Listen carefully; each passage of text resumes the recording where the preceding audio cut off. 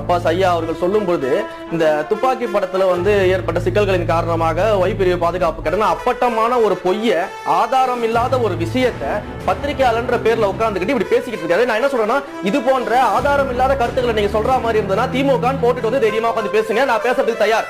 பத்திரிகையாளர் போட்டுட்டு வந்துட்டு ஆதாரம் இல்லாத ஒரு விஷயத்தை வந்து நீங்க மக்கள் மாடி பேசி இருக்கிறத நீங்க திரும்ப பெற்றுக்கொள்ளணும். அப்படி இல்லைன்னா இது மிகவும் தவறான ஒரு விஷயமா தான் போய் முடியும். நீங்க திமுக போட்டுட்டு வந்து என்ன வேணா ஆதாரம் எல்லாம் பேசுங்க, நாங்க எதிர்த்து பேச தயார். பத்திரிகையாளர் போட்டுட்டு வந்து ஆதாரம் இல்லாத ஒரு விஷயத்தை நீங்க பேசிட்டீங்க.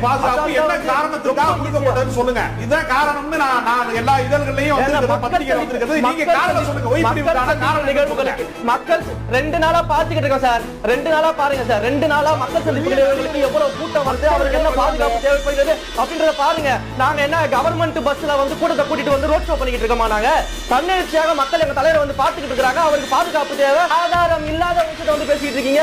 சிவாஜி கிருஷ்ணமூர்த்தி பேசுறது வந்து